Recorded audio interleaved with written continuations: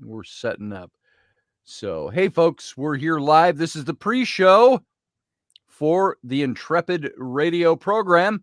I'm sitting here with Professor Bauer, and we're going to have an exciting show. I think a fun show tonight. He even shaved his facial hair for this show. You know, I had to see what was underneath there because, you know, after a while, it's just like your bushes. He shaved his facial hair for this show. Yeah. Right. Truth. You know, I had to see what was underneath. And by the way, the only things we can't say on air on Odyssey Radio is goddamn and Jesus Christ. And I think fuck is there too. So even though I've heard Rocky and Ron slip with fuck, and I've slipped with fuck every now and then, shit we can say, stuff like that. So yeah, why don't we just pull out Carlin's 7 dirtiest words or whatever that was that he had, George that he Carlin's did back in the 70s, right? And just put that in the disclaimer. There it is in the disclaimer. And then for every violation that occurs, one has to take a sip. There it is. Well, this is all I got going tonight. So Coke Zero. So let's start up the stream. I would normally why can't I would normally record this audibly in audio for the archive, but my audio seems to have no way to pick up the vocals from StreamYard. So I got to find a different way to capture the recording here. So well, I do have my H4n Zoom stereo recorder sitting here, and I can push record and it will capture what's coming out on my side. Okay, yeah, that's what I get. I can record my side. I just can't. It won't pick up your side for some reason. It won't hijack the stream, so to speak. So, but that's okay. You know what? We'll just have to go without the archive for tomorrow. Let me see. It looks like I'm kind of dark over here. I mean, what's going on? Nah, you are a little bit. I'm a little bright, so I wish we could compensate between the two. But well, I've upgraded all of my tech and stuff, and as you can see, this is the new crib, so that I can actually, you know, get into things and start doing things and making things happen, because it's been a bit of a dry spell. It's been a minute since I've been out doing the regular yap flapping, the regular shtick. But I gotta tell you, during that time, I accumulated a whole bunch of flap. Yeah. Oh, hey, I want to take a minute to say hey to everybody. There's Leslie Holker. She says, Professor Bauer, beautiful guitars back there. Leslie, can you see the chat room? Let's see. You should be able to hear in StreamYard. Pop out chat. I don't see it in StreamYard, but I do see it in YouTube. You can go to YouTube. Just make sure you turn off the sound in YouTube or pop out your chat window. Otherwise, it'll pick up in the background. Yeah, just got the pop-out chat up so I can see all of the strange, unusual, and incredibly beautiful people. So, hey to everybody, we got about 20 seconds and we go live on the air. So we're going to go dark for just a few seconds as usual. Those of you who are new to this program, this is the pre-show. This is not the real show yet. So we're going live in just a few seconds. So we're going to go dark. Stay tuned. We'll be right back.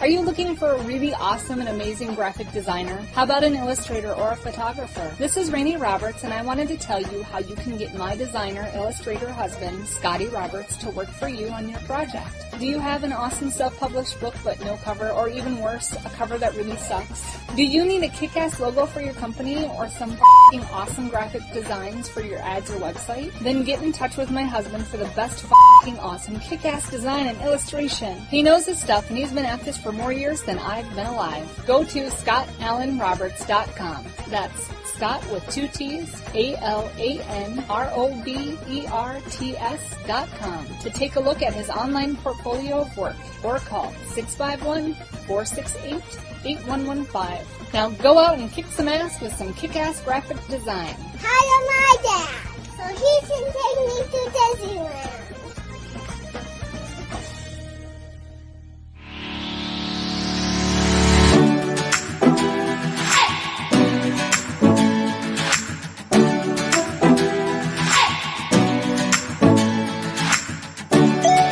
You're listening to the Intrepid radio program with Scotty Roberts. Intelligent Talk.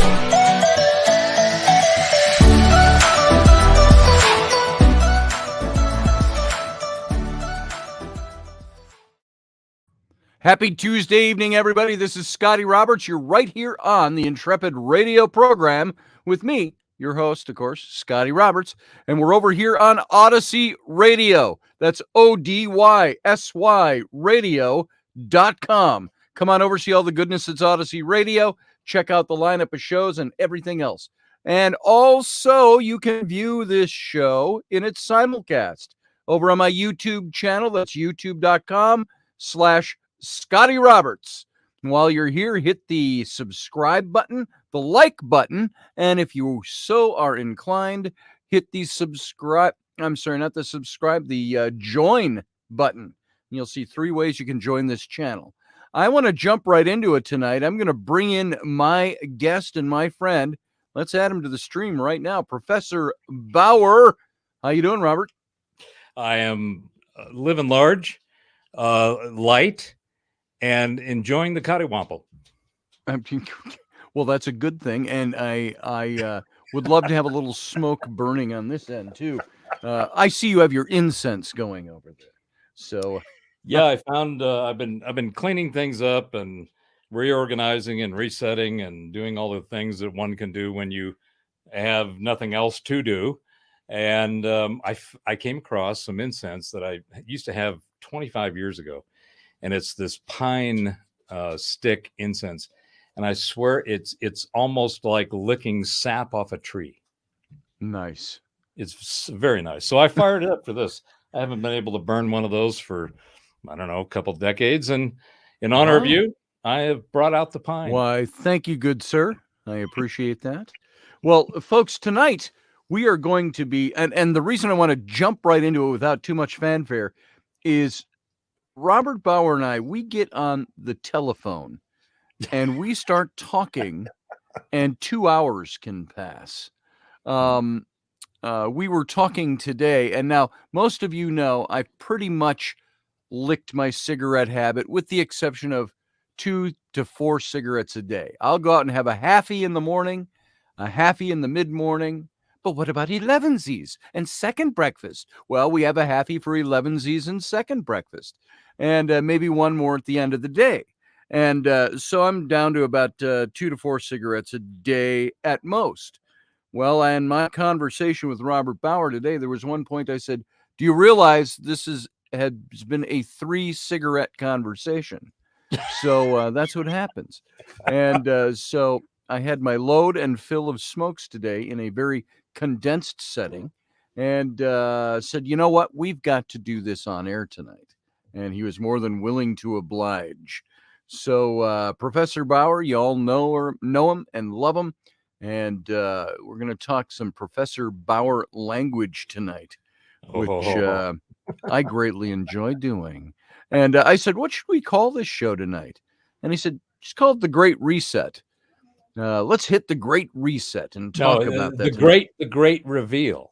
The Great Reveal. The Great Reveal. It's the reset. I mean, that's already been hijacked and manipulated, mangled, and otherwise. And there's all kinds of re this and re that going on. I mean, in the last 2 years in particular, and for some of us, it's been going on for a decade or more. There's been this sense of looking at what you were told that is, and looking at it with, additional years, knowledge, experience, constant examination. And you look at, the more you look at stuff, you go, is that right? Yeah. Are you sure that is that your final answer? Okay. Yes. And in my experience, in the different knowledge domains that I've fallen into, purposely chased, rode motocross and dune buggies over, when I look at the data that's available in any particular domain, I have my personal experience, and what I have found is that the majority, 50%, let's just use it as a metaphorical dividing line, 50% of the data that's available in any particular given knowledge domain is questionable at a minimum. You look at it and you go, wait a minute, you came with, how did you get there? And when you look at the data, and this is the big, my biggest challenge, and what I feel is the biggest challenge for humanity, is to start asking questions. Yes. The questioning, it comes from curiosity and imagination. Two other things that are not talked about, that are not emphasized enough, that are not explored and examined and experienced enough. Because when you start taking curiosity and imagination and you mix them in a bowl, yes, I mean, that's where creative, incredible stuff comes from at a minimum. Agree. And there's all kinds of other vehicles. Being a creative, I agree right? with that. Let me ask you something. Oh, before we get going too much, I just saw that Niall from Ireland, he just asked a really quick question. What are your academics based on? So as I'm assuming, meaning Professor Bauer. We all call you Professor Bauer, not even knowing your credentials. What kind of credentials do you have? I think is what he's asking. Yeah, that's an excellent question, and it's one of those. Professor Bauer is something that was bestowed upon me. It wasn't. Yes, it is a conferred title. I was given that by Rocky and the shows that you and Rocky and I did, because everybody, in the Meatball Army's got to have some kind of moniker. You got to have a name. Yeah, Cannoli, right? right. And we did. I found, I got to dig it up again, but I came across a show we did where we just went over and rolled the cannoli into the flour, and we were looking for all of the wet spots, because we knew that there was going to be something in there we should probably pay attention to, because we might want to avoid. Yes. So anyway, back to the credential thing. So in the standard scholastic academic credentialism of the institutional setup of education and the way that it's currently set up, that's only been around for a few hundred years. And it's something that needed to be put in place because there was a proliferation of a bunch of independent thinkers and people who came up with their own stuff.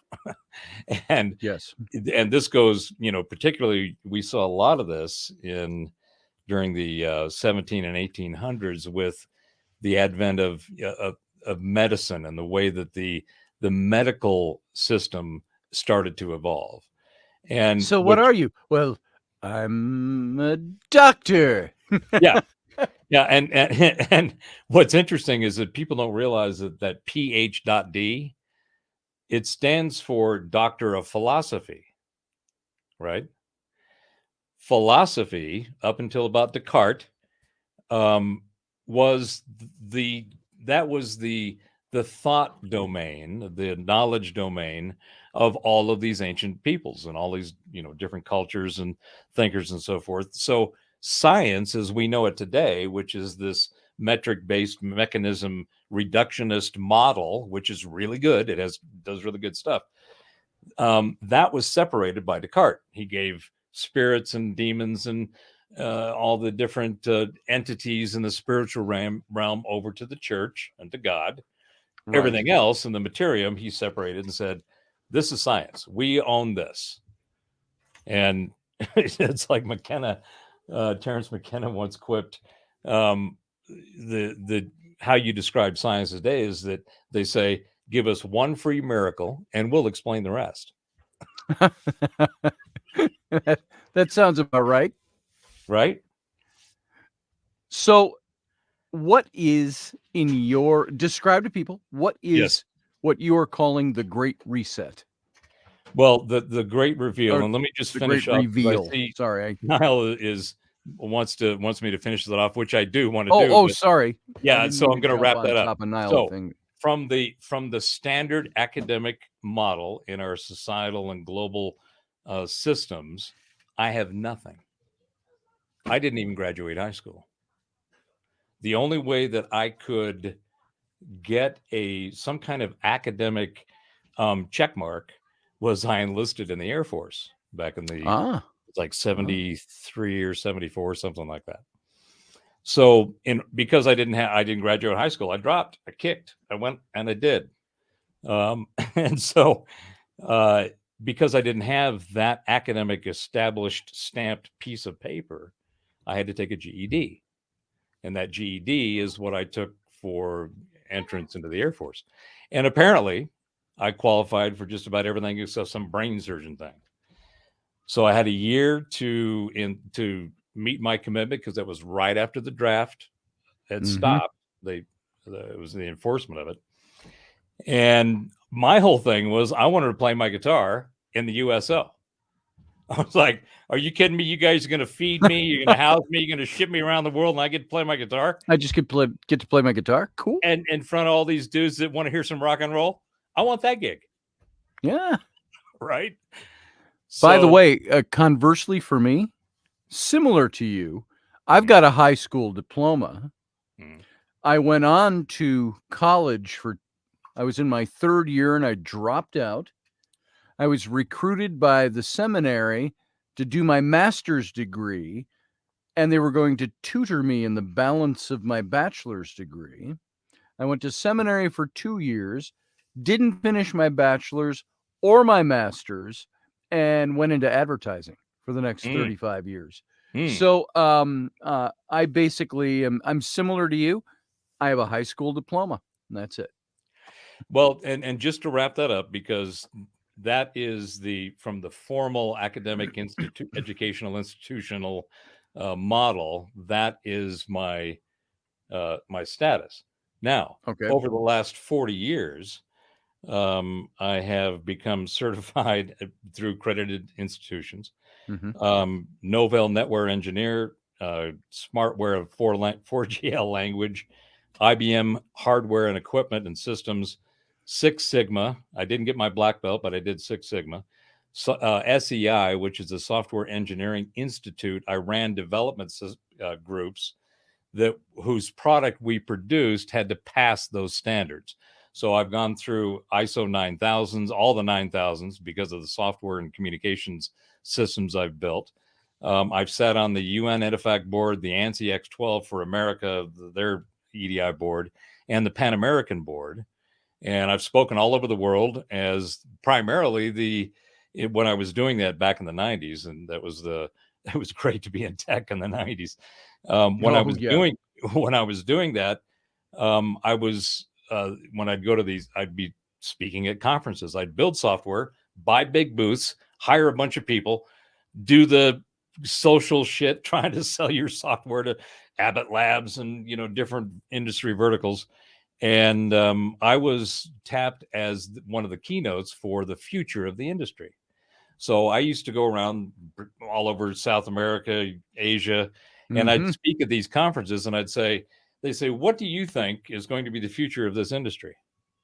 And I would unfold whatever I saw at the time and say, it's nice when they start off asking you, what do you think about ... That leaves it pretty wide open for you to express what you're thinking, and which you do very well, by the way. Well, that's one of the other really important things that, for whatever reason, the nuggets have landed in my noggin, and they're bouncing around, hitting each other, is thinking. And what we were talking about earlier, which is now, by the way, I'm going to tell you this. I'm going to rat you out. You're the one that squirreled. I was talking about something, then you threw a shiny object on the table and you shoved it over there, and off we went in that conversation today. So that was not my fault. I can't even remember what we were talking about. What did we start about? We started talking about people in social media and triggered people in social media and the inability of people in social media to maintain decent conversations and things like that. Yeah, that there was something about I think you asked you said something and I went, you know what I'm really enjoying is watching all of this stuff that's just being thrown all over the place, coming from all kinds of places, but primarily in a couple of directions. But I mean, it's so entertaining. I mean, it is. Some of these, I mean, you're getting it's fascinating, and we can dive down in any one of these, but one of the overall things that I've noticed of the many things we talked about, because we were talking about some of the benefits of the lockdown, some of the benefits that came out of you know, the whole spam-demic, the last 2 years of ridiculousness, right? And one of them, just as a sidebars, and we'll reconnect back to this, was, you know, the fact about hygiene. More people now, you know, are thinking from their toes to their taint to the top of their head and thinking about it and going, man, maybe I should keep that a little cleaner. But at a minimum, people are more conscious of hygiene and their own biomass that gets not only in contact with, but creates some of its own shit. Yes. Okay? And people, you know, there's like, wait a minute, did you create what hand did you have in bringing that little nastiness about that you were now experiencing? Because that happens, and that's a part of the thinking and the mind thing. But swirling back to what we were just talking about as far as the media, or at least the stuff that's going on, and I mean, there's some serious fuckery afoot. Can I say that? Yes, there is. Yeah. Right? That's just a form of the word, so it's good. Right, and it kind of slipped it in. So that's cool. And I like that.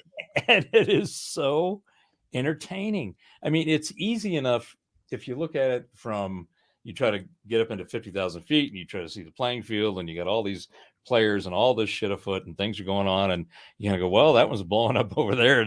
What are these people complaining about? And if you have to have, for me, I have to have an observational neutrality in what's going on, because it's, I mean, one of the most powerful emotions is fear, right? Yes. And if the narrative is fear based, in the, oh my God, if you don't, this will, holy shit, yes, you know, and however you want to package and wrap that. That is when you see that as the core of the narrative, or the core of the position, or the core of the argument, or the core of the discussion, the core of the expression, standing out on the street, fucking letting it rip. When you see that, that's filter number one. Okay, there's something going on here that is not in control of itself. Okay. Right? Yes. Isn't that what's going on with, I mean, apply that idea or that filter to what we're seeing, what we're supposedly hearing and seeing, this coming out of Twitter. The employees, just the employees. Yes. Forget about the media and everybody's punditry. Mm-hmm. These people are openly saying, oh my God, my life is over. Yes. And the world is ending. Yes. I mean, and they're serious about it. And they're serious. They believe what they're saying with their being. That is very much like the situation I told you about this morning, where I was having a conversation with somebody I know well, and it was on social media, and it was regarding the whole Supreme Court ruling that's coming down on Roe v. Wade. Yeah. And how they are going to be, and first of all, by the way, the leak of the preliminary thoughts on the decision, which has not been ruled on yet, is a travesty. That should not happen in the highest court of the land. You cannot reveal to the public something that is not a written determination yet, for fear that it is going to create that lack of objectivity. If Well, politics isn't or that what just happened, though? activism, Isn't that what just happened? You said you say again, cannot leak it. Well, that's isn't what that just, what just happened, right? yeah, You say that's what you just can't happened. It was a leak it, leak. but it happened. And you look at it and Yeah, you go, well, I can't. I mean, you're not supposed to be able to. right. It's supposed, because these decisions by Supreme Court justices are supposed to be made in a void of political activism, meaning they cannot have politics and activism that is governing the course of their decisions. They're supposed to be objective decisions. Okay, that's the first thing, which is not really the point I was making today. But someone was talking about, oh, this is a travesty for women's rights and abortion rights and all of this. And I said, do you have an understanding of what constitutional law is? I said, constitutional law can be a tricky thing. There might be a lot of emotions and passions wrapped up on a political activist point of view on the abortion issue, but there is also a constitutional point of view, a point of law. And what was being determined today and what will be determined, all the hullabaloo you're seeing about this right now, is over this one issue. Should the federal government be in control of abortion, or should states' governments? We are the United States of America. There is a lot of power given to the individual states. So, sorry for the civics lessons, folks. A civics lesson. But all this thing is saying Roe v. Wade, if that is repealed, then you know what that means? The federal government is not controlling the abortion issue anymore. It's going back to the states where it began. And that's all it's about. It's transferring the power back to the individual states. I completely agree with that nugget of what this apparent decision in its draft form is currently presented. But I think there's even more to it. It appears, from everything I can see, I mean, I'm looking at it just as a layman. I've looked at legal documents all over the planet, and there's form, there's structure, there's minimal components. That piece is like, it's almost like a dissertation on, like a graduate student's final paper. This thing has got references, citations. It pulls in even social information and data. It's not just, here's the facts of who's, the numbers and all the metrics. Alito pulled in precedent and even attacked Casey, right? So what I think is that this was a long time coming. Yes. Should have happened a long time ago. Yeah. Primarily because, not because of the abortion issue. Mm-hmm. There is no constitutional anything. There's right to life, which is anti-abortion. There's no constitutional right to abortion that the federal government and the Constitution should be protecting. And people have based their essence hanging on that. Okay. Yes. And you go, well, you might want to think about hanging it on something else, because if you just go to what's the whole thing? Abortion. What is abortion? Abortion is some woman wanting to get rid of a kid, a fetus, a baby, an entity, whatever. Use whatever you want to delineate it, but she got pregnant. She wanted to get rid of it. Okay. So what's the issue? You got the religious stuff about, well, it's a life, and it's, even in the transhuman side, they're like, wait a minute, don't get rid of that thing. We can use the parts in there. Yeah, right. We can use it. Right. There's some use there. We can monetize this. Okay. And all the way to the whole, from the religious side to the technology and and the biology and free will side, because it's free will. Yes. And that free will is one of the things we talked about today. It was like people. So yes, I'm sorry. Go ahead. No, I was going to say that people will listening, if they just catch us right in the middle of that, they might wonder, well, I thought you were talking about the great reveal. I thought that there was going to be something about consciousness here. Mm-hmm. This isn't a prime example of where we're going with this. This prime example is when you've got people that are out there bemoaning some kind of loss today, some kind of loss of basic human right and so on. You have to take those people back a little deeper. And this is where I say, I use the words common sense.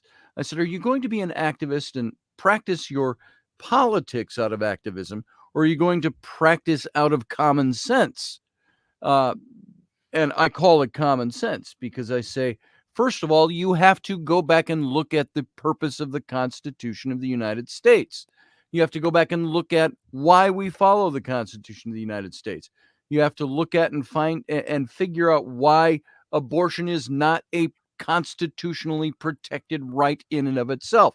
So all of these things are involved before you get to the emotional stage, that passion stage. You've got to say, I need to educate myself on whether or not my emotion or my passion is well placed on this topic. Now, have you vetted that which you have emotionally invested in? Exactly. That's and so the question is, replace the word abortion with faith, whatever. With pick one. Whatever. Everything that's going on in the world. So I'm just using that as an example today. Now, this is what I wanted to, our conversation. By the way, folks, this is the way our conversation went today. And we're trying to condense about 2 hours into 52 minutes. And we don't do very good job. We're trying to find the lane and stay in it. Yes. Scotty's driving. Both Robert Bauer and I, we're so, if we weren't so lacking in verbosity, we might be able to do this. But neither of us can be brief. So we're going to keep moving on here. Let's pull this, everything we've talked about, let's kind of shift the gear a little bit and try to funnel that down into now the great reveal. What is the thing that you think most of us, most people, most human beings practicing in this world are lacking? I want you to talk about the consciousness issue, the scientific view of consciousness, all of that, the thing that you call, and I've got it up here because I have to keep reminding myself what that is. Hold on. Oh, and I shut it down. The title for tonight's show, the Informatica of truth reality, I think, or something like that. There it is, Informatica of truth reality. I looked at that and I said, did you hit the bottle before you wrote that? I did. And then the bigger question in the small print, do you wear has your consciousness dropped around your ankles, or are you just stooping over to think? And so this is, yes, and that's rather flippant, but this is the poignant thing I want you to talk about. Go. Well, that is a broad, deep, and dimensional subject. I mean, take a shot. It's going to require a little shot here. So, do we need to break or? Nope. We got no break. We go 52 minutes. Believe it or not, 52 minutes straight. Holy shit! We can fill that up. And you know what? We only got 22 minutes of those left. Okay. Let me try to, I'll do my best because it's a work in progress. So it's not something that's finalized yet, but it kind of goes like this.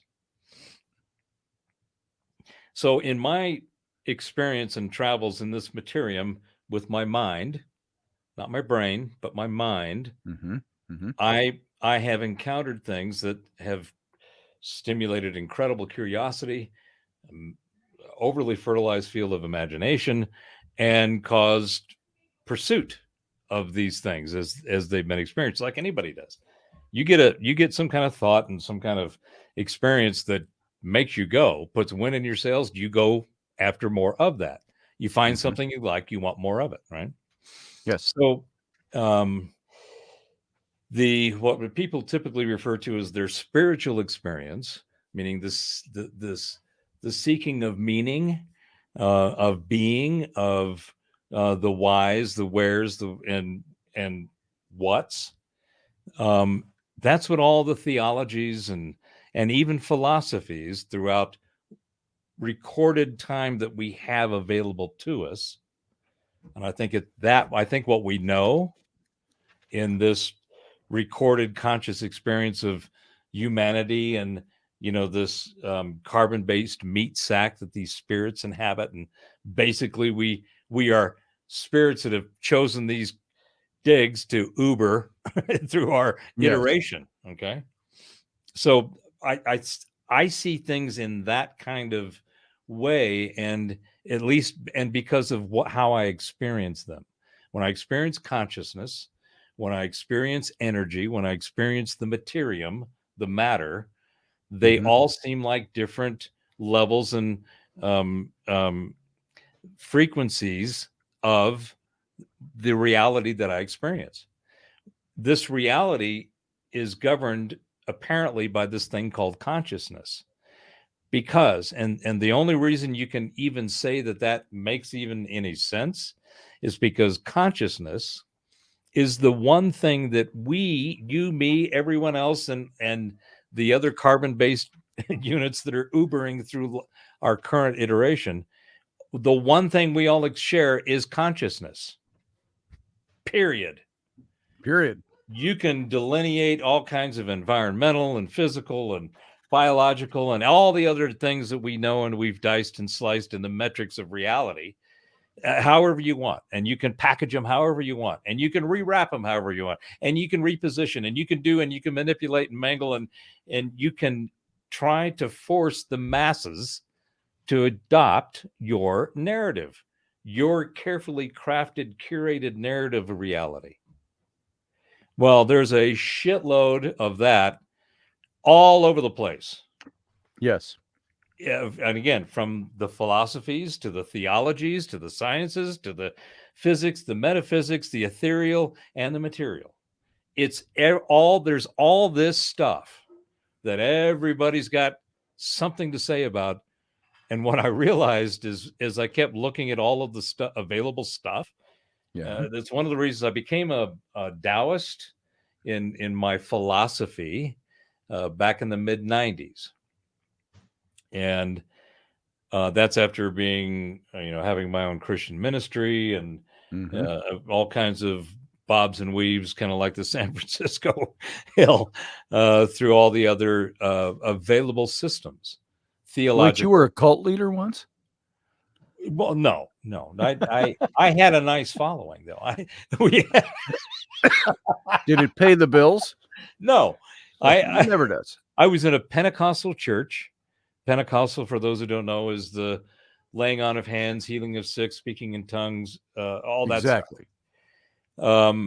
And I had an experience. I ended up in this church, and because I'm a musician, I formed a band, and we called ourselves Living Water, and we went and ministered to prisons and youth authorities and rest homes and all kinds of stuff, singing and beating people over the head with the Bible, telling them you got to do this or you ain't gonna get that. So I went from those different extremes, and what attracted me to Taoism was the state of just being.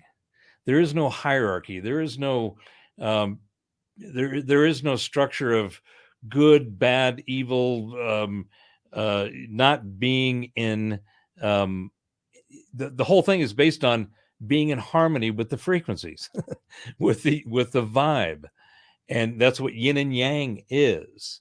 So the observational neutrality that Taoism requires you to be in the flow was just like I said, that explains my experience. I want more of that.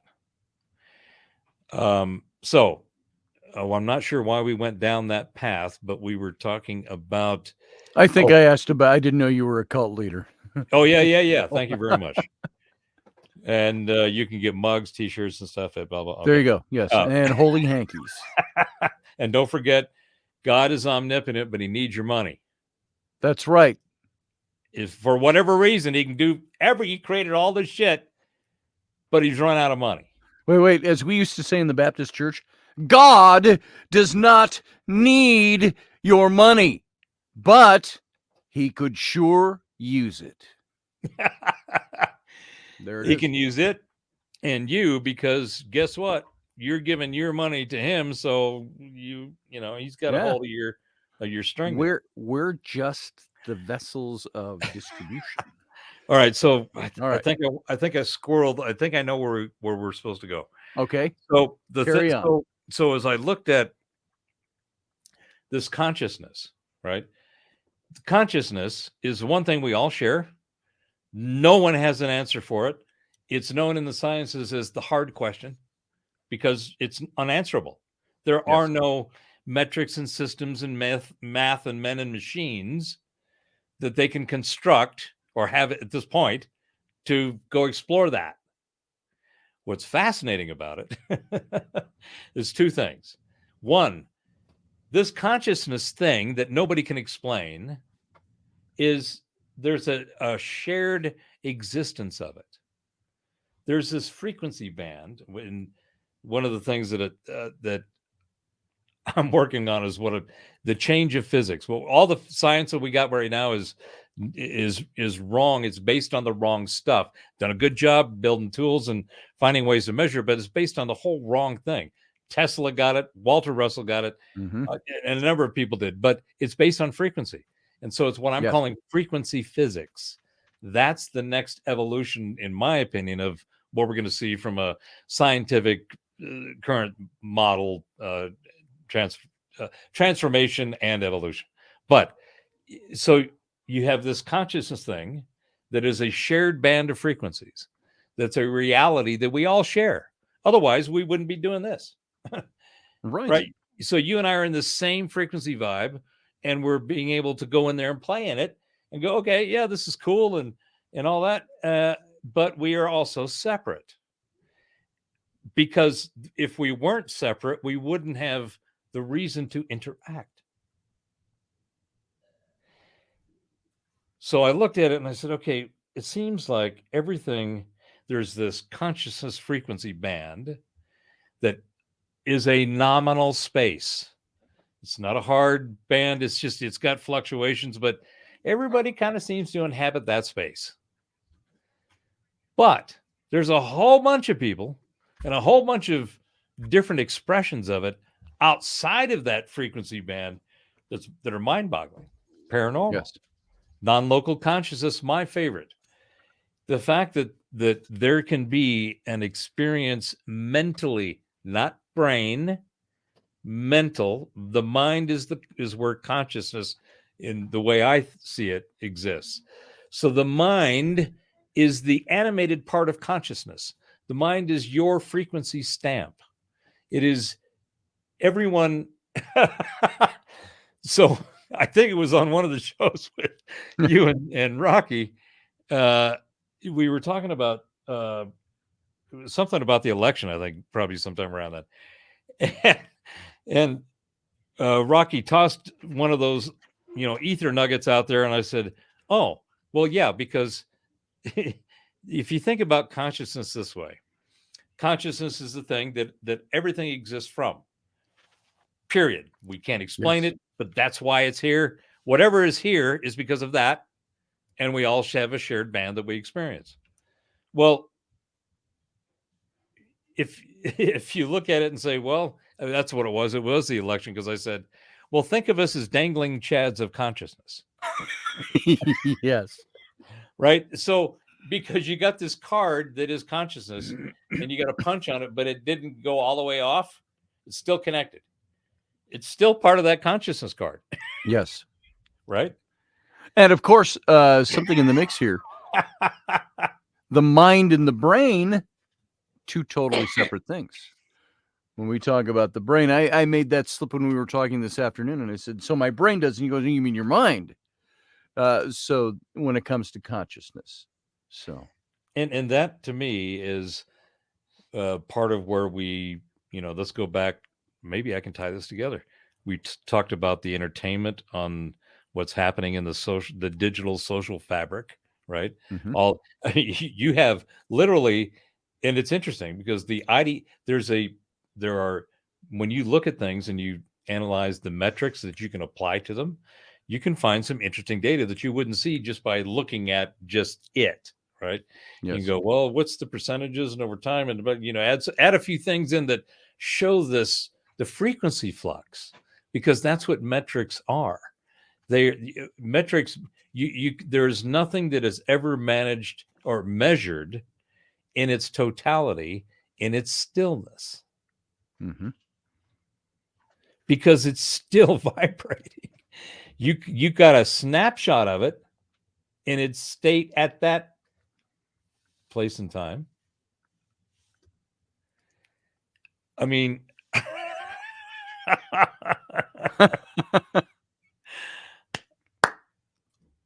right. And here, that Matt, that is perfect, because when you think about it, so the whole thing in the Informatica model is based on this concept: consciousness begets energy, begets the materium. So consciousness, whatever that is, anything else that exists is because of that consciousness. Yes. Right? Just so the only other two things that we know for a fact, because we all experience them in that shared band of reality, is energy and material. That is how we function. We are material, yet it takes energy to animate us, right? That's how we are energetic. We are electrical beings. So consciousness creates energy. Don't know what it is, how that works, but I can observe it. I can participate in it. I can enjoy it. And it's like Bob Proctor said, it's like electricity. We don't know what electricity is. There is no scientific definition of what electricity is, yet we use the shit out of it. Yeah. We create it. We make it. We manage it. We turn it on and off. We do all this stuff.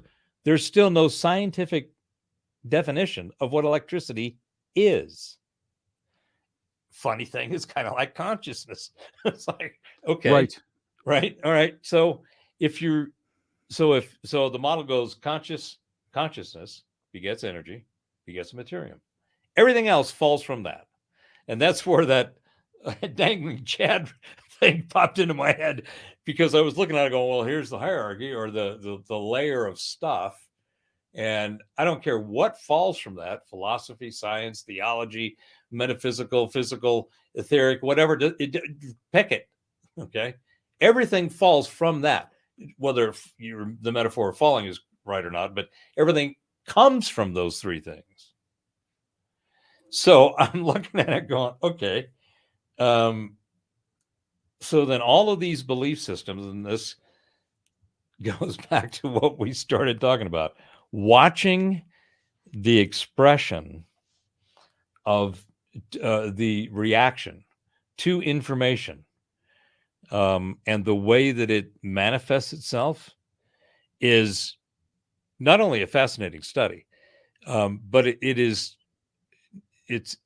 instructive of the state of stuff, and revealing how that state of stuff has become what it is.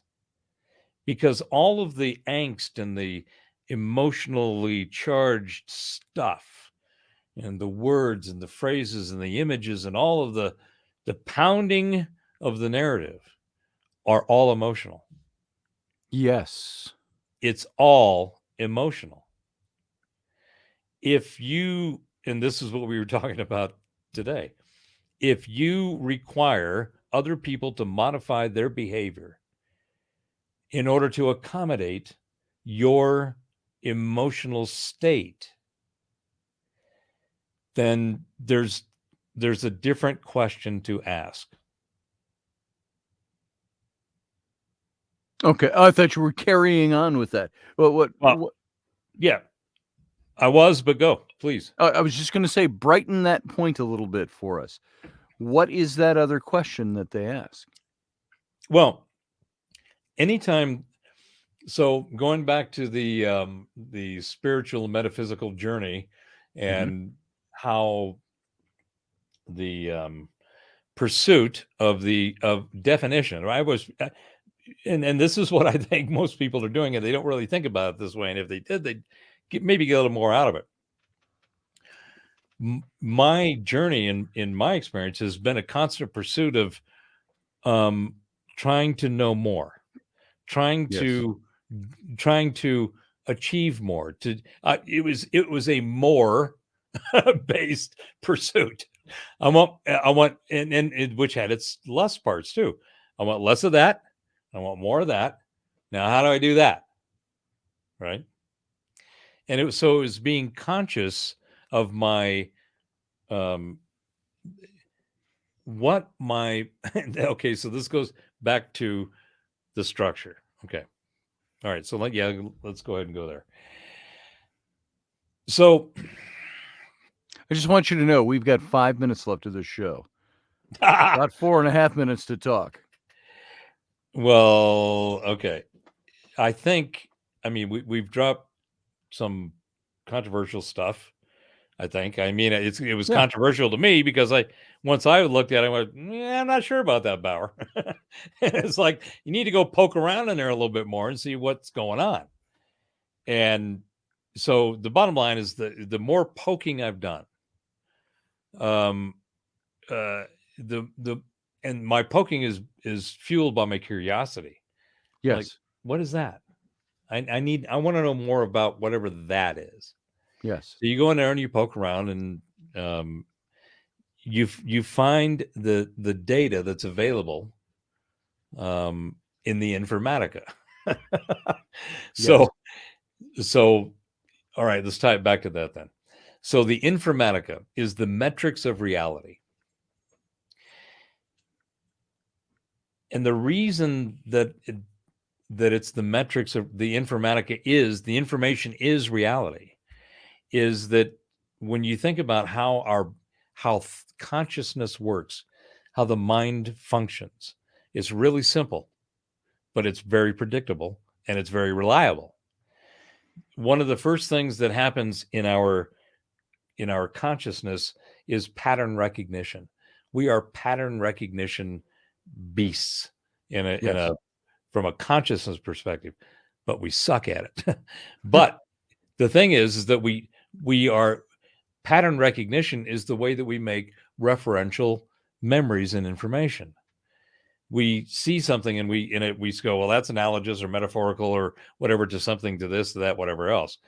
So that's just the way we learn. We experience something, and the first thing we do is try to reference it to something. And if there's no reference, then we're like, okay, where's this going? Right? Right. So the second thing is that we're process oriented. We're linear. When we have those pattern recognition experiences, we have this linear progression of going through it. It's just the way it works. Yes. The third thing, and this is where the hijacking of this has been, it's been pretty effective. They've got it.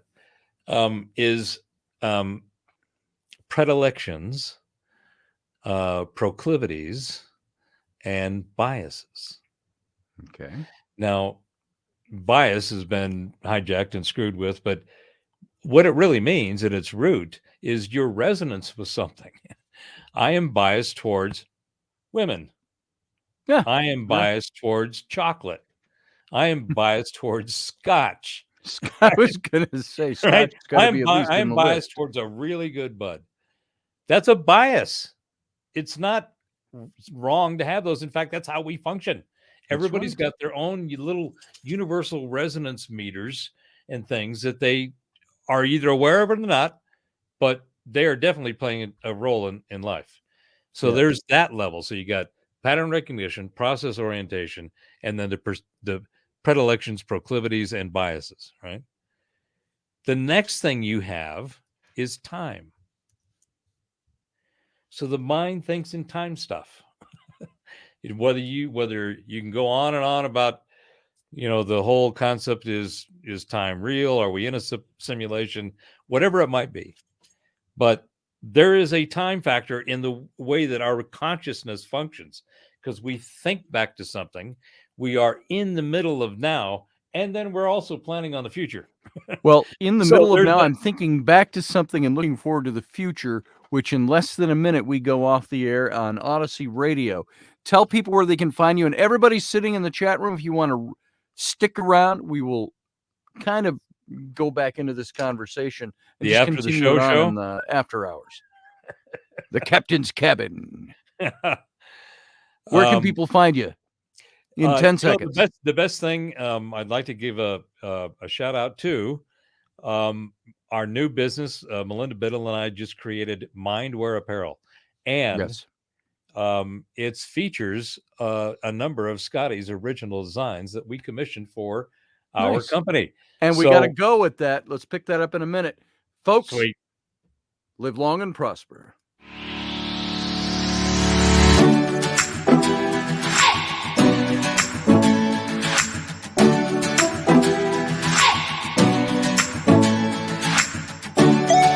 You're listening to the Intrepid radio program with Scotty Roberts.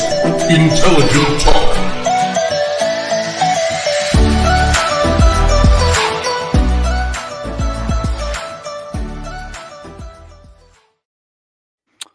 All right, there you go. We are off the air over on Odyssey Radio, and we are still live over at the YouTube channel.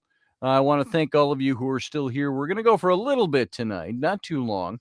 As I've got, believe it or not, other things I got to do after this. Imagine that. I got a loaded day today.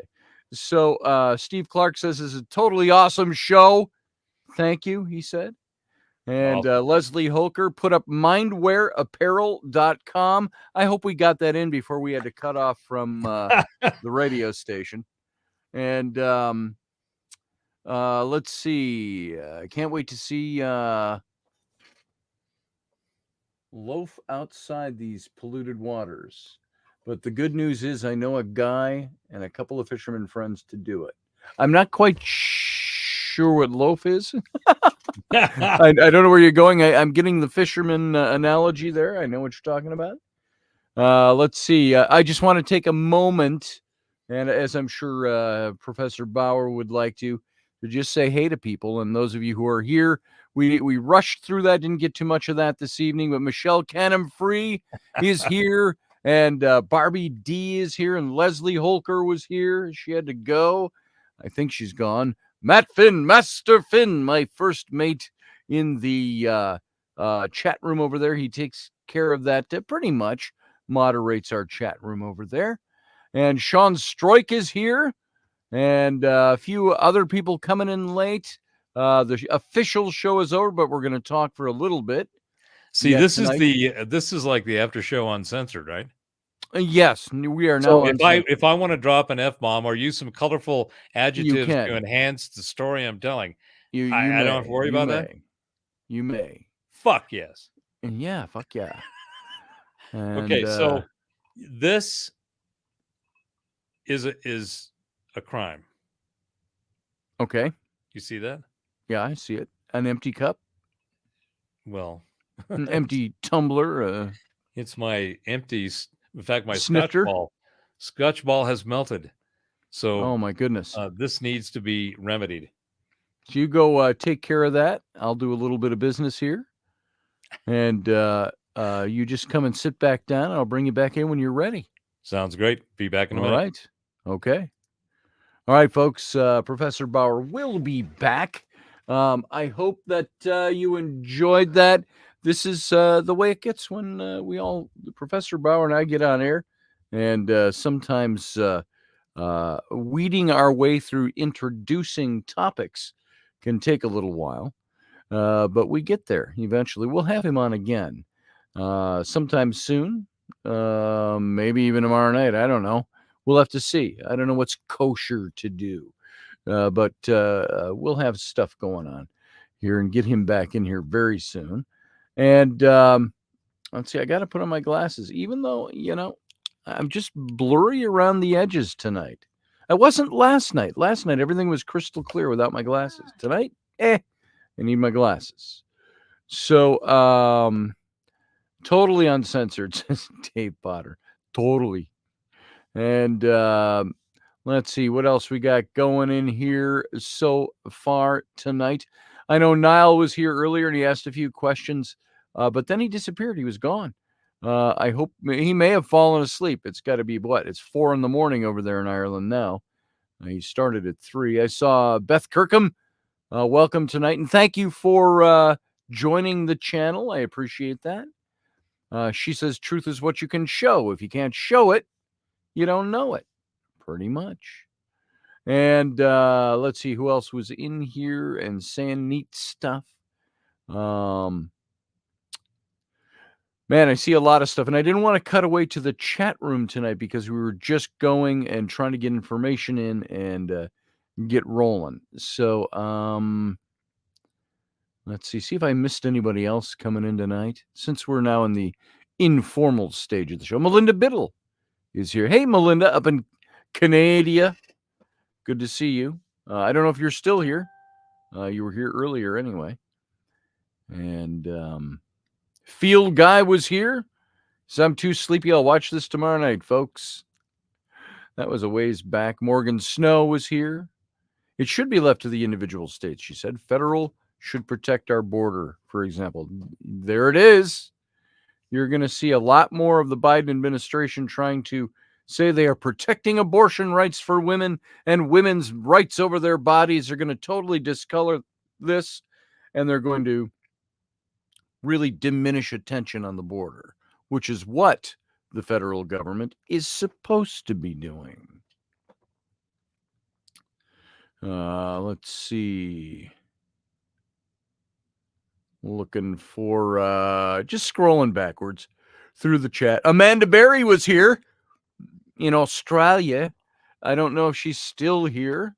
If you're still out there, say hello or something. Good to see you in here, Amanda. I haven't seen you for a while. And,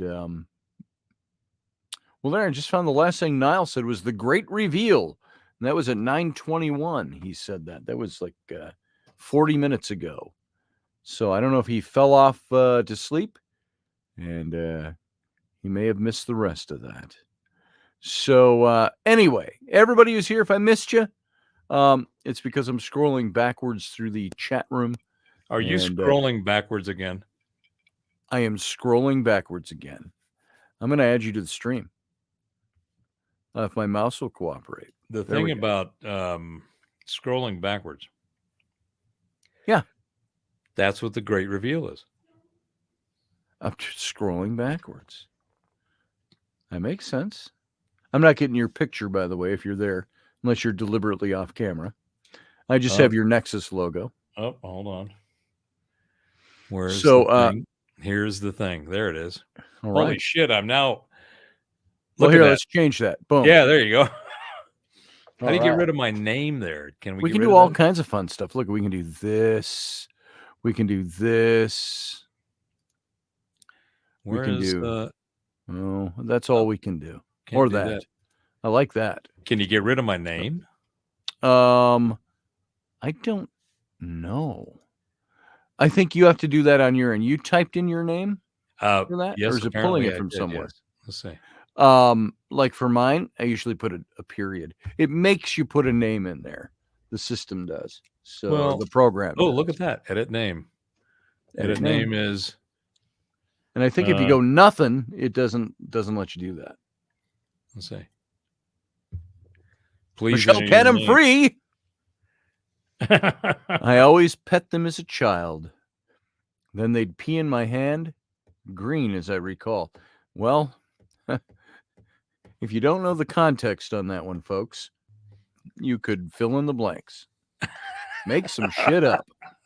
So, So let's go back to, you want to finish off the reveal thing since we Yeah, didn't yeah. talk about- Let's do that. Let's talk about that some more. So my thinking is, I'm gonna unplug what's this. happening is people are, they're watching this shit unfold, Yeah.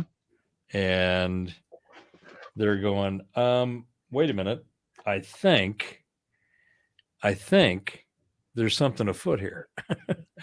Because I forgot to release the stream. I don't think we weren't broadcasting. I just forgot to release the stream, so it was echoing a bit. Did we bump the next guy?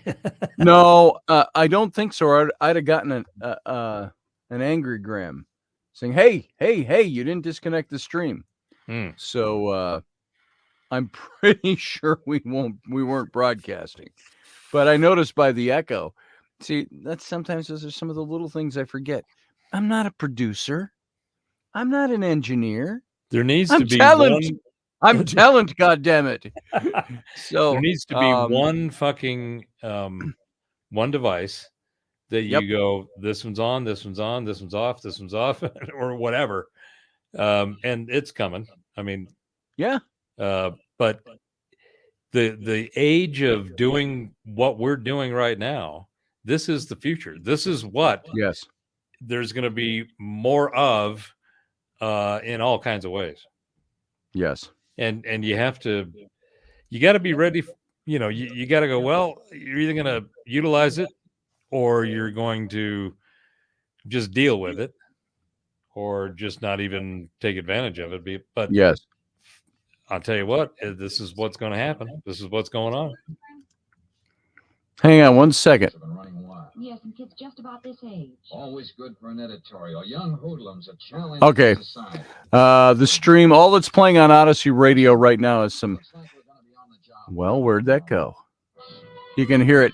Old time radio shows. They got as filler, I think, after this show and in late night hours and stuff. They had those over at the other Odyssey. Yeah. And I would tune in and listen, and these old time that had nothing to do with even a product that was available now. Commercials are playing, and I was having this simultaneous, that is really cool to hear that old shit. And then I'm thinking, what are they selling? How are they making money doing this? Yeah. Well, that was one of the drawbacks, I think, of the old Odyssey Radio, is that they weren't promoting the station through sales.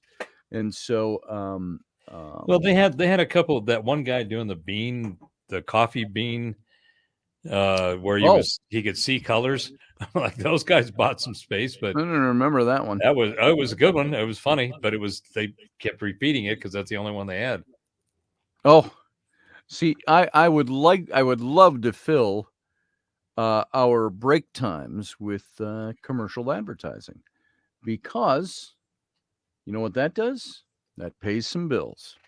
So it does do that. I'd love to see the station do a little more. Let's see. David Potter says, "Christ, Scotty, stop calling me that, Dave. That's not my title. Christ, Scotty, how far back did you scroll? Old time radio." Yeah, I scrolled way back. It's you tune those in, those old time radios. They go. You hear a voice like this, and it goes.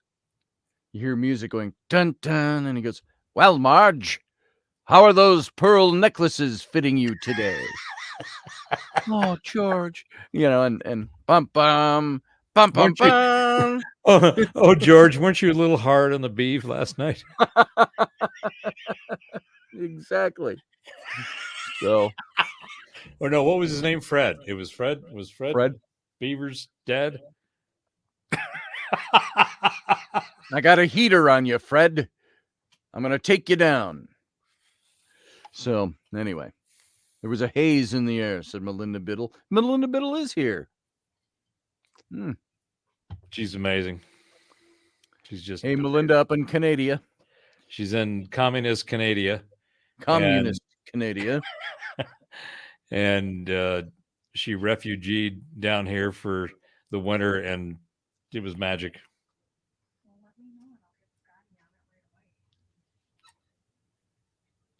Go ahead and keep talking. My wife was saying something. I thought she was talking to me.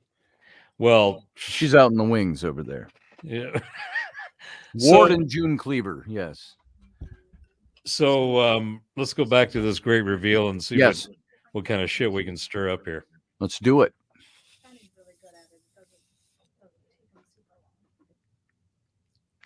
I waxed on earlier about my. I thought you were waiting for me.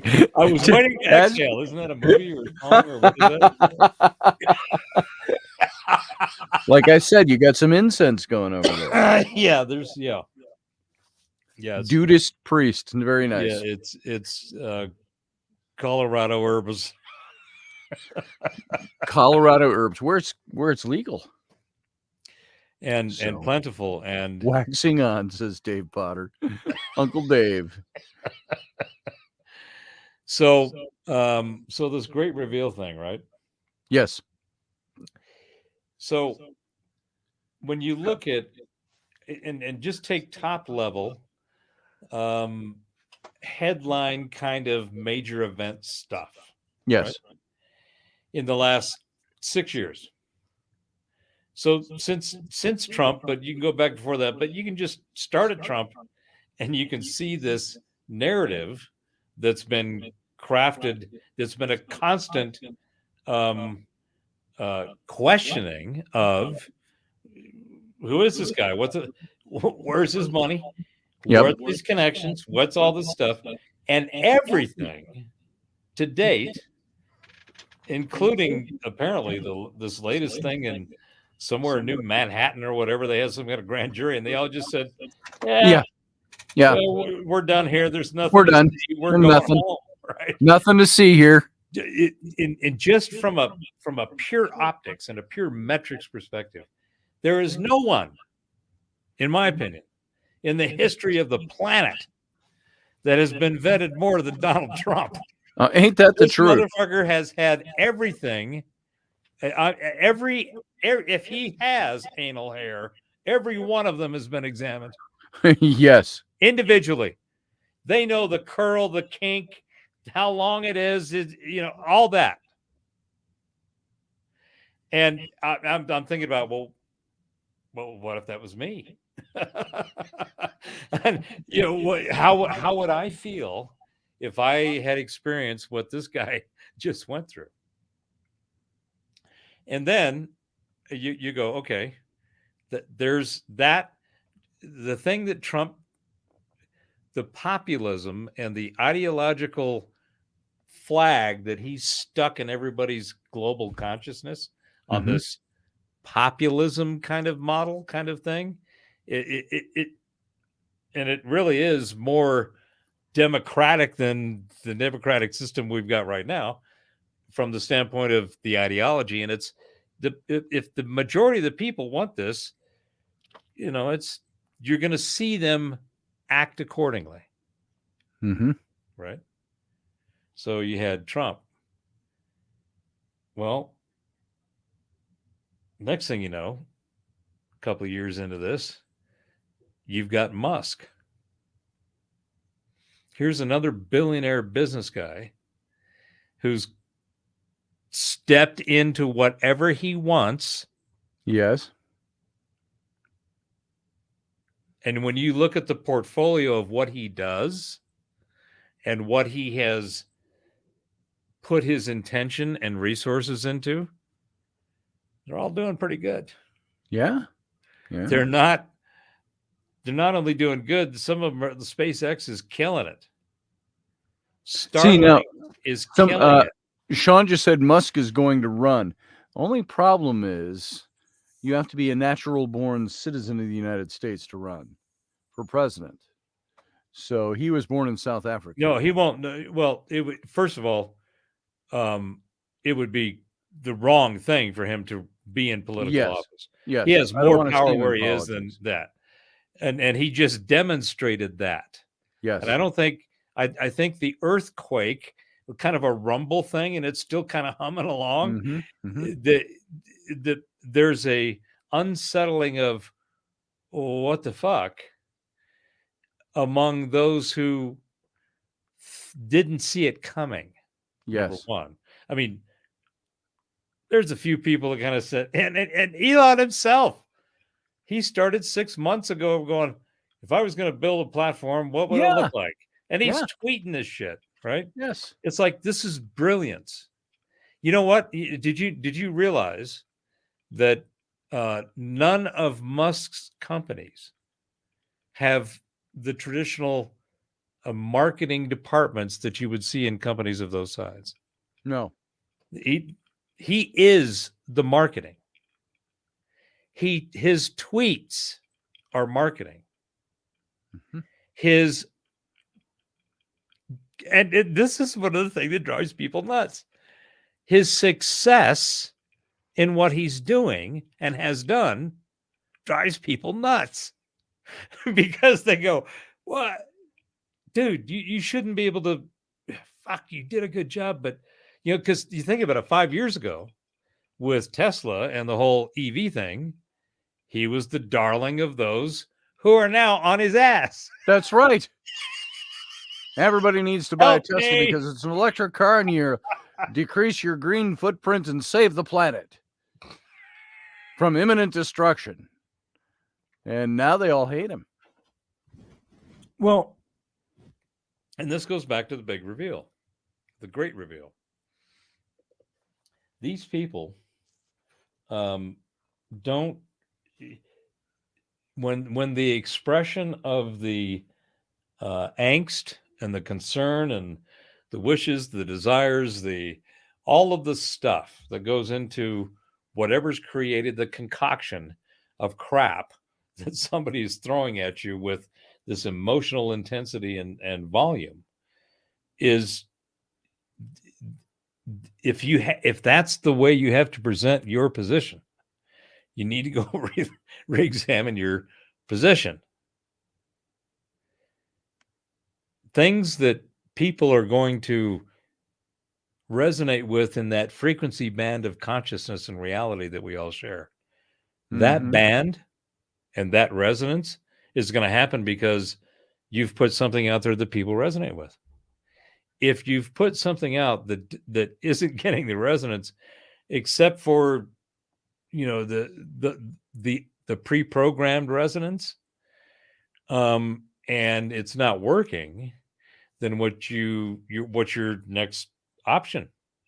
You have to either enforce it through compliance and your acquiescence to their requests. Yes. Okay. Or you don't. So right. You need to pick. You need to go, well, I'm going to do this as opposed to that, because it's me, it's my choice, it's my mind. So going back to the way the mind works, pattern recognition, process oriented, proclivities, peccadillos, and biases. Yes. And then time. So you have, that's how your mind functions in consciousness. And there's all kinds of really cool, way out there expressions of it that are heavily documented and also very common in what we think about as the nature and the habit of consciousness. Okay. So consciousness, if it is indeed it is this is one of the things we talked about earlier. The one, right? Remember that? Yes. So whether you look at the traditional theological systems and even some philosophical, Plato's, I mean, there's some really deep stuff. Epictetus, there is amazing ways in which thought was explored. Okay. And then, and a lot of it was kind of deep for a lot of people because they didn't have any context. It was all new. It was like, whoa, what did you just say? Some dude did what? And this is now how reality works? Because that's what all systems, all of the different theologies, belief systems, and even deep into the mystery schools. I mean, you have this multiple confluence of all these different yet similar and with common underlying principles and foundations of existence and reality spread all over the place, and they all have this common theme, multiple common themes. So consciousness is the one thing that they all share, but they all define it differently. Okay. Basically the same with a few twists, right? Consciousness now is this product of this mega tsunami of influx of information, Informatica, being deluged, and not just deluged, fucking picked up, hurled around, spun around, smacked on the ground, hit on a rock, and still spit up onto the beach. That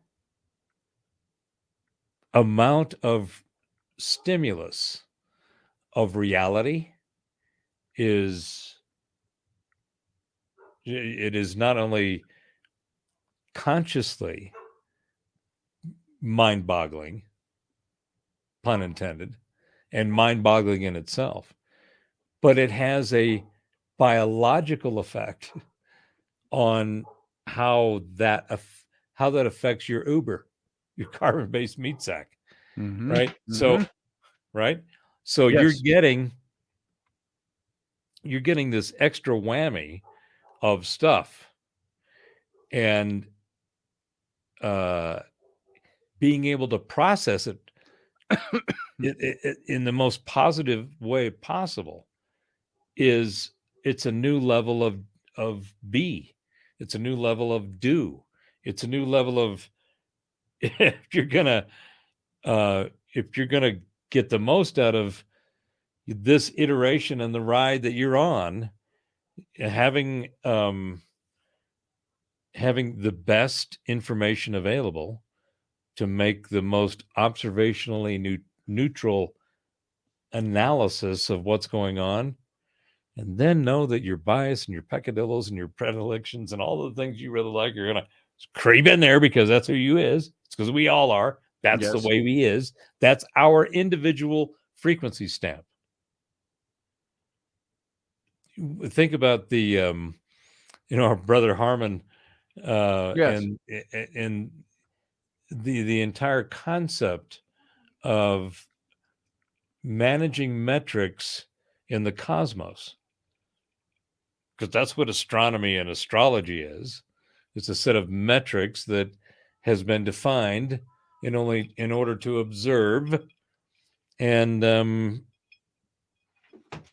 gain any information that's available from these things that are always in the sky above us. Yes. So those are our frequency stamps. And this is the fundamental thing of what I was saying earlier about I want to pursue this concept of still frequency. plugged in. Sorry. Oh, sorry. Go ahead. No, I was rolling a dehumidifier across the floor, and I just realized it was still plugged in, and so the cord's getting more taut as she's moving. I'm like, oh. Hi, how you doing over there, by the way? All right. He's got like 3 to 4 more if you want to make any. Fantastic. I will when I'm done here. See, come and say hi. Because you're right here. She's got to go to the bathroom. Yeah, I got to go potty. So, Hi. there's Rainey. Will you go for me too? Thanks. Yeah. You got it lucky. You just need a bottle or a cup down there. You don't even have to move. Actually, it's just outside the door. So, I mean, Nice. I can even right over there. I can just run out the door and run right back. Yeah, Nice. yeah. Hi, Rainey, says Sean Stroik. Hi, Sean. Oh man, So, why is Grumpy? why is in Grumpy pain? Stack in pain? What are you doing, Grumpy? Hi, Here. Barbara. Let me, Hi, Uncle so you Dave. can stand up. You don't have to scooch down. Well, now that you're scooched I'll down, squat. I'll put it back. Don't go here. Yeah. I turned the dehumidifier on. I could pee on the floor, and it should be dry by morning. And it should be dry by morning. There you go. So, Michelle Cannon Free says, hey. Hi, Michelle. I'm sure Uncle Dave is saying, hey. Yep, there he is. Grumpy was stung by a caterpillar. Ouch. Ouch. Stung by a caterpillar? Whoa, that's not good. Take a shot and suck it up. I didn't know caterpillars stung. Oh, take a Benadryl and go to bed. Take a Benadryl, yeah. Rub a little Benadryl on it too. Benadryl and a shot and go to bed. Yeah. Sleep good. I didn't know caterpillars stung. Yeah, some do. Nowadays, I don't know. Nowadays. Caterpillars these days. They didn't sting when I was a kid. Uh-oh. Oh, I thought you froze. So I just found the chat on the stream. Oh, good. The stream. Oh, good. Yeah.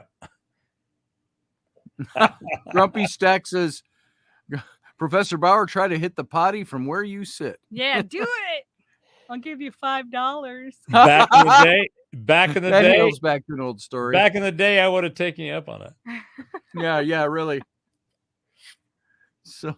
All right. Well, I am going to go to the bathroom. All right, you go to the bathroom. And then I'm going to go lay down with kids because they're not falling asleep and they're driving me nuts. I hear him. Yeah. Mama, come back to bed. 10:28, and those kids are still up and yelling for mom. So, anyway. Well, there you go. The rainy appearance, the rainy sighting tonight. So,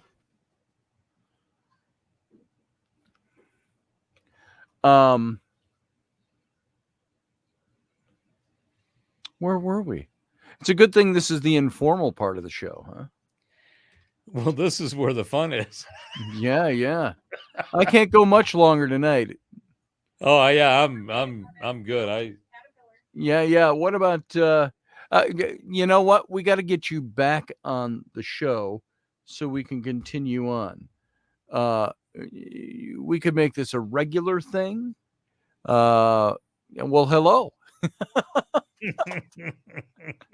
my bottomless wife happened by. Oh my goodness. It's the cross I have to bear. Well, wait. Shut up. It hurts to take the shirt off. She did that thing again.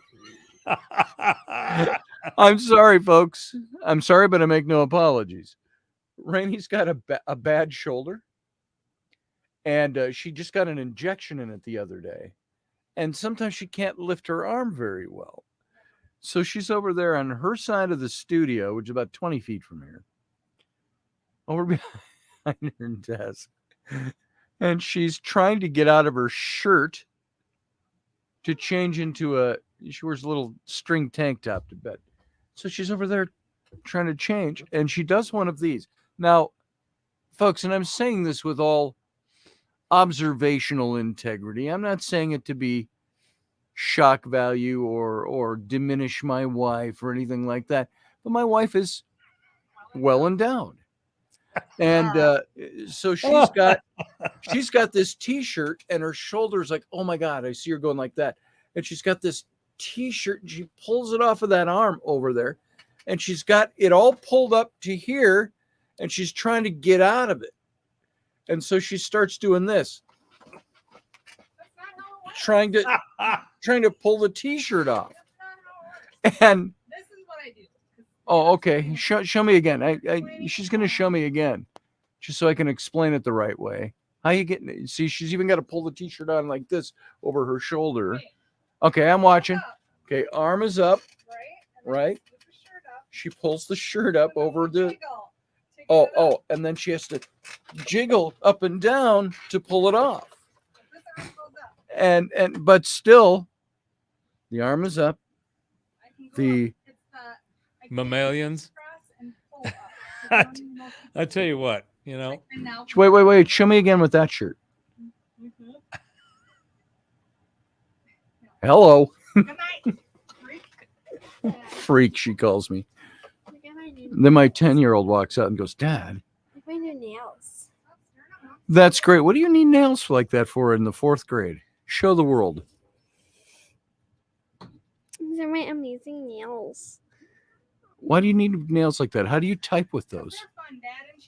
Oh, okay. All right. Self-defense. Oh, it's also to annoy you. Yeah, there's that. We lost Professor Bauer. I don't know what happened there. Can I click your mic like this? No, not a good idea. Yes, it is. So I don't know if there he is. There he is. He's back. I don't know what that was, but yeah, here I am. Excuse me. Uncle Dave says hello, Rowan. Hi. There's Rowan, my 10-year-old, my 4th grader, still up at 10:30 at night. You should be long asleep. You got school tomorrow. Well, I couldn't stop tapping on things. Oh, okay. Yeah, that's because you're fake nails. You can't stop tapping on things. Okay, good night. I love you. See you in the morning. All right. How do you wipe like that, says Grumpy Stack? Who cares about typing? With nails like that? So, Professor Bauer, I think it's pretty worthless for us to, I think, go on talking anything substantive at this point. Well, I mean, has any of it been substantive so far? I thought it's been somewhat substantive. I thought we were trying to get there, but we were still on the path. We were trying to get there. We were doing a build-up.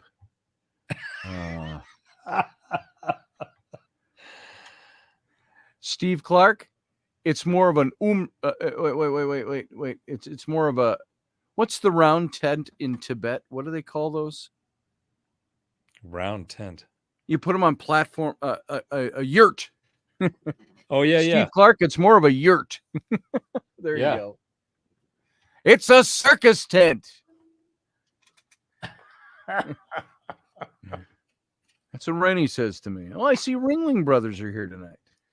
Yeah, see, it's today is show day. It's showtime. The tent is up. And in the center ring, we have You're so good, says Michelle. So what do you So what do you think about what do you see going forward? And just at a high level, so from a geopolitical perspective and an economic perspective, what do you see on those two fronts? Just in general moving forward. Yes. I see the first thing I see, if I was to be really honest, is we talk about reset, we talk about reveal, all of those things. I see that evolution is generally a long process. Evolution doesn't happen overnight. But I see the human race as having evolved a bit. Somebody brought up to me today, well, the Constitution, that was written by guys who were slaveholders, the same old argument. And I'm like, dude, you do realize they were living in an 18th century paradigm and blah, blah, blah, and so on. I said, but we have evolved a bit since then. Even in the way to, you're right, Grumpy Stack, I do need to open my eyes.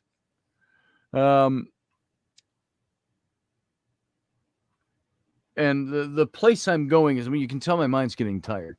The place I'm going with this is that I think we have evolved enough that there are certain things that we don't do anymore. Even Putin attacking Ukraine. We know there's more to that whole situation than has been revealed. Because what Putin did is several steps backward in the geopolitical evolution of humanity.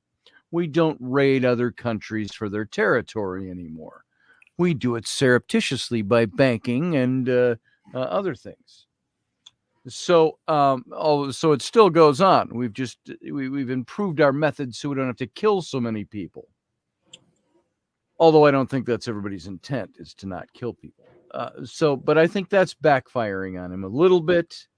Or I also think he's going to, and this is all an answer to your question, I think he is going to see, or he's going to get what he wants, and Ukraine's going to get what they want. Nobody's going to fail here. There's a plan afoot behind the scenes. So where do I see things going? I'm using all of those as examples to meander my way to the answer to that question. I see things as resetting, or there's going to be a reset button, or as you were saying, the release, the great reveal, the great reveal. There's going to be a reveal button that is hit. That's going to do the reset. I think we keep seeing, if you look all through human history, we keep having these resets of human history. There does seem to be a regular pattern, yes. Yes. So we're due for one. What's that reset going to look like?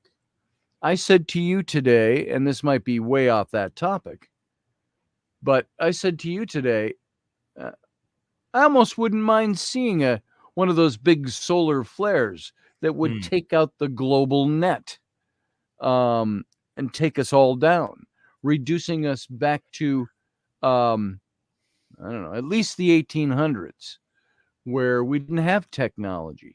You couldn't walk over to your phone and make a phone call.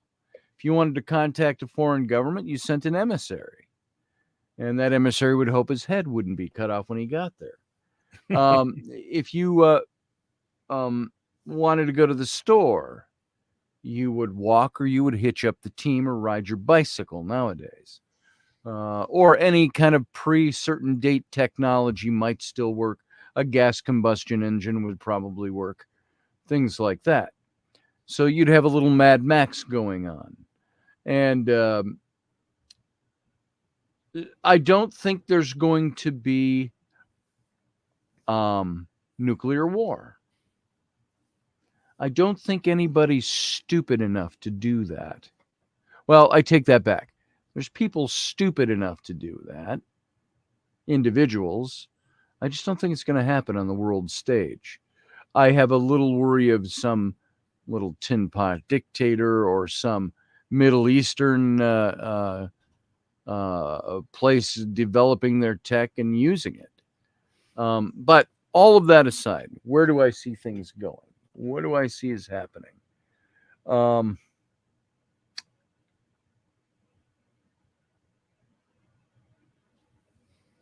I think life will go on. The planet will go on. I don't think we're going to be eclipsed by environmental catastrophe unless we make a real one by setting off 200 nuclear bombs, which I don't think is intentional versus natural, right? Yep. And even then, as Michael Crichton wrote about it in his prologue to Jurassic Park, which we've all heard at different times. Charlton Heston did a great reading of that years ago. How that the Earth could be bubbling hot after nuclear catastrophe that we've wreaked upon ourselves for 1,000 generations. And yet life will still survive. It will come back, and it might not be the same form as we know it now, but it will come back. He starts that whole passage. He says, to think that we could destroy the planet, what magnificent folly. And so I don't know if any of that really answers your question. More immediate on the global, geoglobal politics stage, there's going to be a shifting of powers, I think. I think for the United States to maintain its... I keep hearing people say, well, the United States is going to end as a world power. Maybe if we continue doing what we're doing now, But I think we're starting to see a little mini reset within the United States. We're starting to see the glimmerings of that.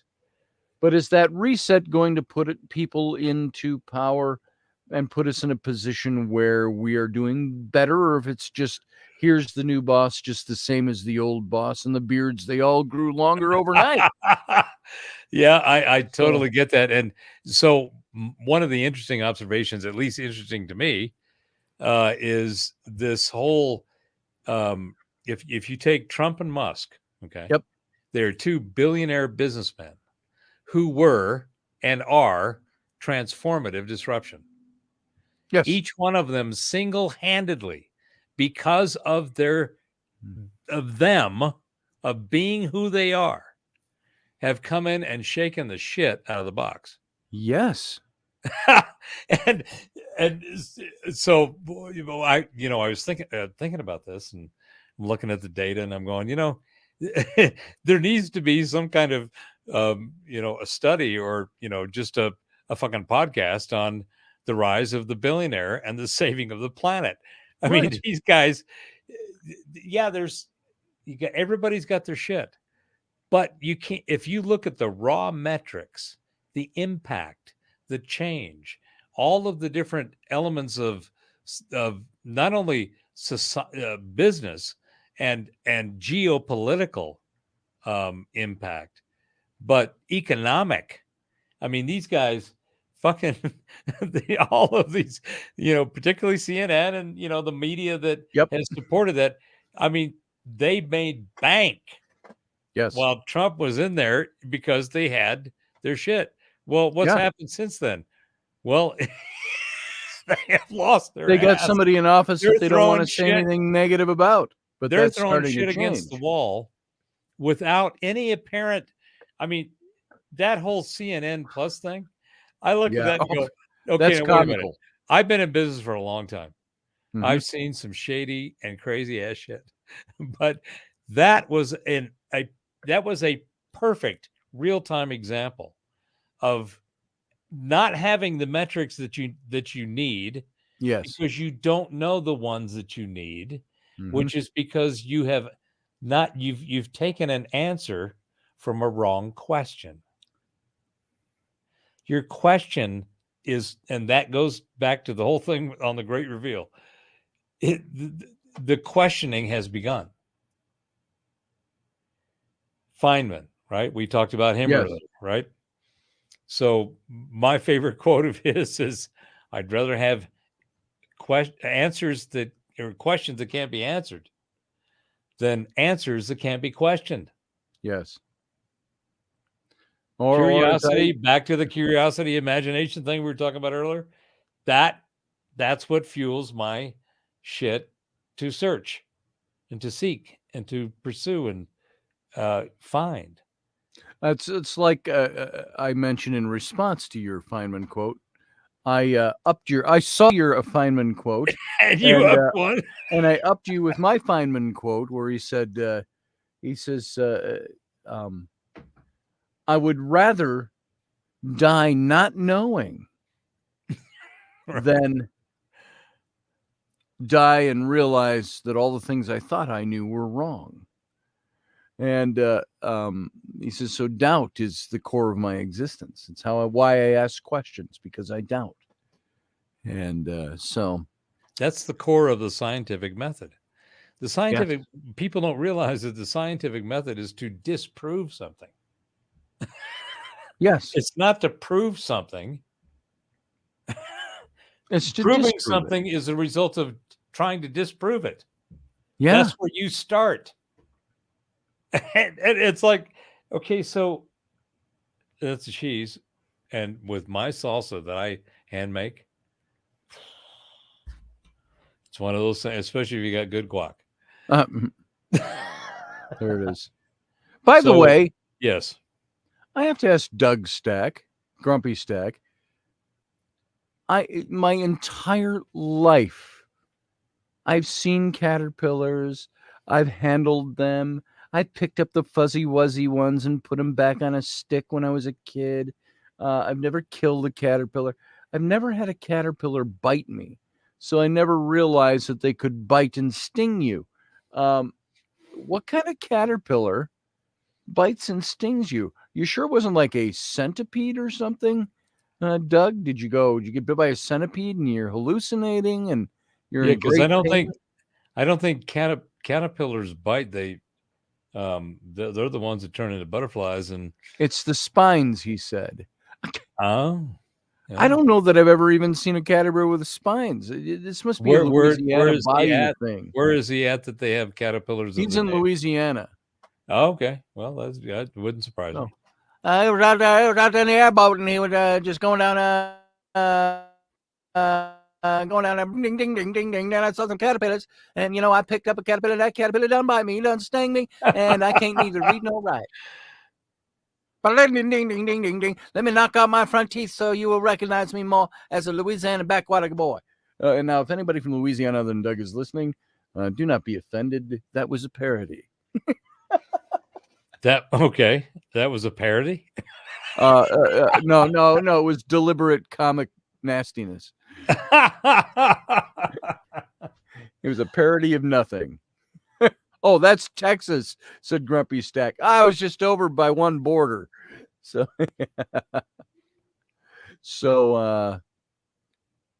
thank you, Scotty, says Barbie D. I said the same thing, and so did Michelle.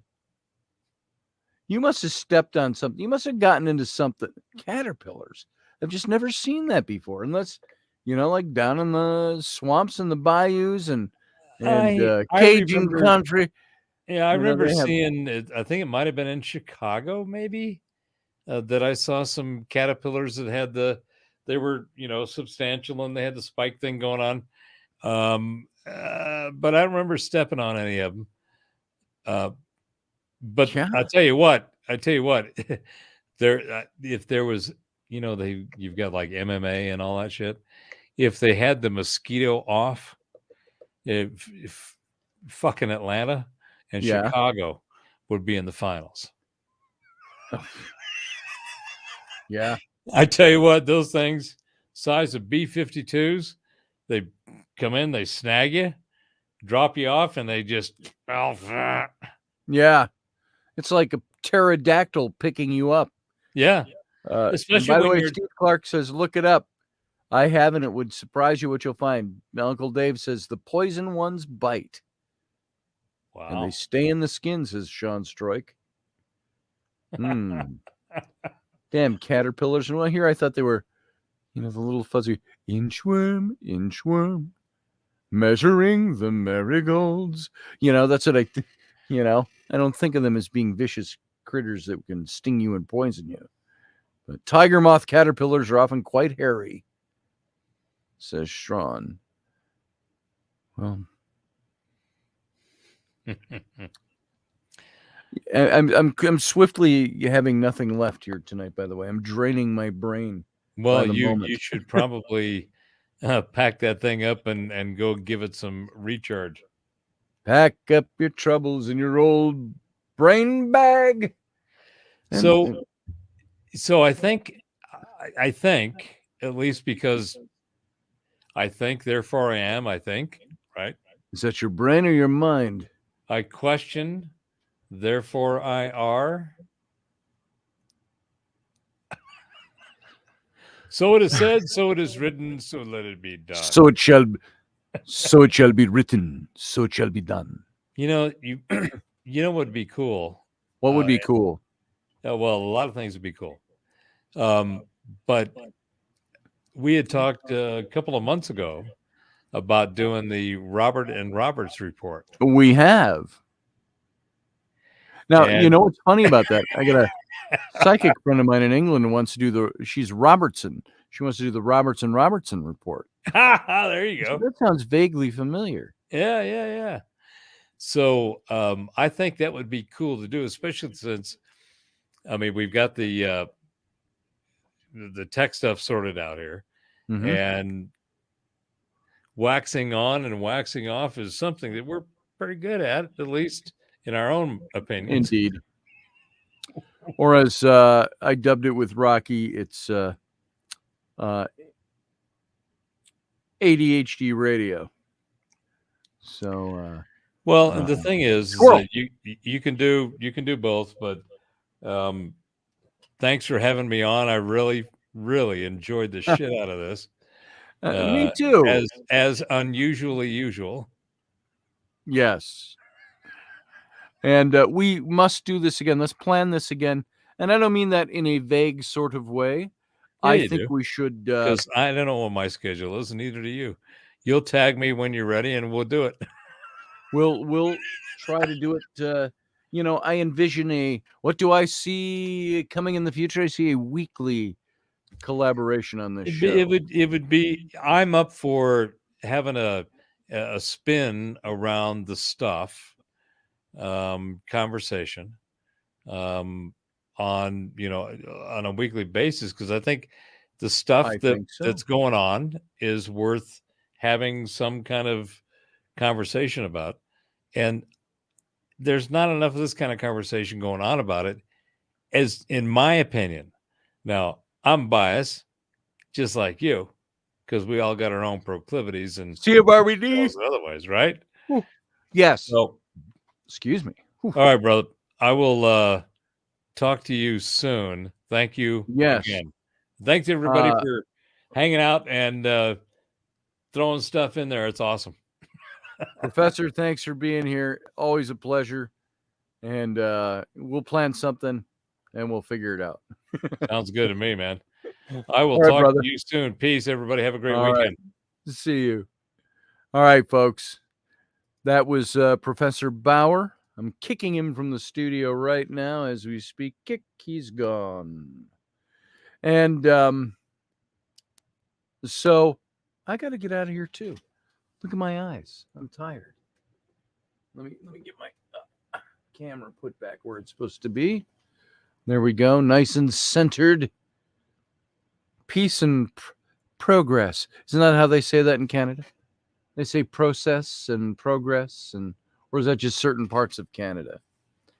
Thank you, Morgan Snow. I'm glad that it was something to provoke thought. And even though I felt we weren't always on topic, but that's okay. You get Bauer and me together in the same room, and that can happen. I think we rabbit trail each other. So, all right, guys, I'm going to go join my lovely wife in the feather bed, and